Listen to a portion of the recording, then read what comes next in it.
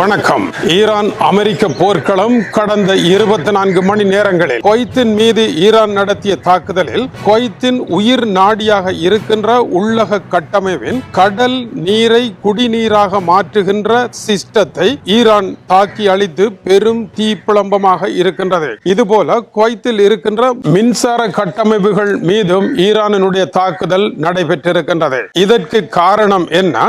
ஈரானில் உள்ள பெண்டர் ஹமீன் துறைமுக நகரத்தின் மீது அமெரிக்கா தாக்குதல் நடத்தியதில் 2 பாலங்கள் உடைந்து தகர்ந்திருக்கின்றன. 2 பொதுமக்கள் மரணமடைந்திருக்கின்றார்கள். 7 பேர் படுகாயமடைந்திருக்கின்றார்கள். இதற்கு முன்னதாக ஓமானினுடைய கஷாப் துறைமுகத்தில் இருந்து 35 கிலோமீட்டர் தொலைவில் எரிபொருள் டேங்கர் ஒன்று பயங்கரமான தாக்குதலுக்கு உள்ளாகி வெடித்து சிதறி இருக்கின்றது. மாலுமிகள் அனைவரும் காப்பாற்றப்பட்டிருக்கின்றார்கள்.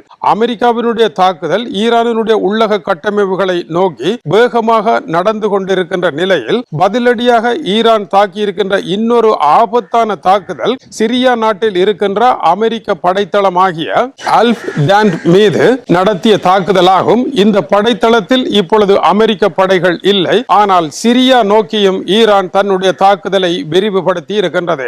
எதற்காக சிரியாவை தாக்குகின்றது? சிரியா நாட்டின் மீதான பொருளாதார தடைகளை விலத்தி தங்களுடைய கைவசமாக அவர்களை திசை திருப்பி இருக்கின்றது அமெரிக்கா. ஈரானுக்கு எதிராக சிரியாவை ஏவிவிடக்கூடிய ஆபத்து இருக்கின்றது. சிரியாவினுடைய ஆட்சி தலைவர் முகமது அல் ஜாரா, நாங்கள் ஈரானுடன் நடுநிலைமையான கொள்கையை கடைபிடிக்கின்றோம். ஈரான் நேரடியாக எங்கள் மீது தாக்குதலை நடத்துமாக இருந்தால் பதிலடி கொடுக்க தயங்க மாட்டோம் என்று குறிப்பிட்டிருக்கின்றார். எனவே அமெரிக்காவினுடைய தளத்தை நோக்கித்தான் தாக்குதல் நடத்தி இருக்கின்றார்கள். அந்த தளத்தில் இப்பொழுது அமெரிக்கா இல்லை என்பது குறிப்பிடத்தக்கது.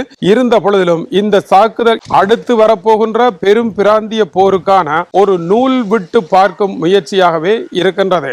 இதை தொடர்ந்து ஈரானினுடைய ரெவல்யூஷன் கார்ட் படைப்பிரிவினுடைய தலைவர் மெஹ்சன் ஜெசாய் விட்டிருக்கின்ற அறிவிப்பில் அமெரிக்கா இது போன்ற தாக்குதல்களை தொடர்ந்து நடத்தி கொண்டிருக்குமாக இருந்தால் ஈரானினால் அதற்கு மேல் பொறுமையாக இருக்க முடியாது. மேலும் 2 to 3 தினங்கள் மட்டும்தான் அமெரிக்காவிற்கு நாங்கள் வழங்குகின்ற அவகாசம். அதற்கு மேல் அமெரிக்கா தாக்குமாக இருந்தால் ஈரான் பொறுமை குலைந்து முழு அளவிலான ஒரு போருக்குள் இறங்கிவிடும் என்று அமெரிக்காவை வன்மையாக எச்சரித்திருக்கின்றார். அமெரிக்க படைகளும் சும்மா இருக்கவில்லை. ஹோர்முஸ் நீரிணையால் செல்லுகின்ற கப்பல்களில் சில வேளை சந்தேகத்திற்கிடமான கப்பல்கள், ஈரானினுடைய அனுமதியில் செல்லுகின்ற கப்பல்கள் மீது அமெரிக்காவினுடைய ஹெலிகாப்டர் படையினர் உடனடியாக கப்பலின் மேலாக பறந்து அந்த கப்பலின் தளத்தில் குதித்து உள்ளே இருக்கின்ற பொருட்கள் என்ன, ஈரானுக்கு ஆயுதங்கள் செல்கின்றனவா என்பதை பரிசோதிக்கின்ற வேலைகளில் இறங்கி இருக்கின்றார்கள். இது தொடர்ந்து நடைபெற்றுக் கொண்டிருக்கின்றது. இப்படியாக இருதரப்பும் ஒருவரை ஒருவர் நம்பாத ஒரு போர்க்களம் நடைபெற்றுக் கொண்டிருக்க சீனாவினுடைய வெளியுறவுத்துறை அமைச்சர் வாங் ஜி,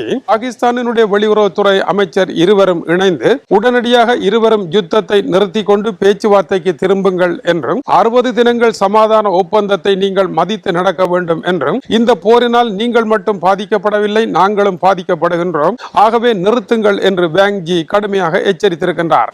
ஈரானினுடைய பென்தகர் கடலோர பகுதியில் 2 பாலங்கள் தகர்ப்பு, ஈரானினுடைய விமான நிலையம் இன்ஜகர் மீது 3 குண்டுவீச்சுகள் என்று அமெரிக்க தாக்குதல்கள் தொடர்ந்த வண்ணம் இருக்கின்றன. எனவே போரை முழுமையாக கொண்டு செல்வதற்கான அனைத்து ஆபத்தான இடங்களையும் நோக்கி கடந்த 24 மணி நேரங்களில் விவகாரம் திரும்பி இருக்கின்றது. இதற்கிடையில் அமெரிக்கா ஈரானினுடைய பாடசாலையில் நடத்திய தாக்குதலில் மிக மோசமான செயலை அமெரிக்கா செய்திருக்கின்றது. அமெரிக்கா மீதான எல்லா விதமான சர்வதேச நன்மதிப்பும் குலைந்து விட்டது என்று ஈரானினுடைய பிரிட் தூதுவராக இருந்தவர் அமெரிக்கா மீது எதிர்ப்பு செய்தி ஒன்றை ஸ்கை நியூஸுக்கு வெளியிட்டிருக்கின்றார். ஸ்கை நியூஸ் தயாரித்த 50 நிமிடங்கள் கொண்ட காணொளி இந்த தாக்குதலில் அமெரிக்கா தான் ஈடுபட்டது என்பதை உறுதியாக கூறியிருக்கின்றது. நேற்று யூடியூப்பில் வெளியாகிய இந்த காணொளி உலக நாடுகளில் அமெரிக்கா மேற்கு நாடுகளினுடைய ஜனநாயகத்தின் மீது பலத்த விமர்சனங்களை ஏற்படுத்தி இருக்கின்றது. அடுத்த செய்தியில் அது குறித்த விவரங்களை காணலாம். நேற்று முன்தினமே ஈரானினுடைய வெளியுறவுத்துறை அமைச்சர் அப்பாஸ் அரக்சி அமெரிக்கா சர்வதேச சட்டங்களை மீறிவிட்டது என்று தொடர்ந்து கூறி வருகின்றார். எனவே தங்களுக்கு வேறு வழி இல்லை என்ற நிலையை நோக்கி ஈரானை நகர்த்தி கொண்டிருக்கின்ற அமெரிக்கா ஈரானினுடைய அணுகுண்டு உருவாக்க மர்ம இடங்களை கண்டுபிடித்து அதன் மீதான ஒரு அதிரடி தாக்குதலுக்கு தயாராகி கொண்டிருக்கின்ற வேளையில் விவகாரம் மோசமான இடத்தை நோக்கி நகர்ந்து கொண்டிருக்கின்றது. வணக்கம் உறவுகளே. நன்றி உறவுகளே. இது போன்ற வீடியோகளை பார்வையிட சுந்தூஸ் முகமது இந்தியாஸ் என்ற யூடியூப் சேனலை சப்ஸ்கிரைப் செய்யும்.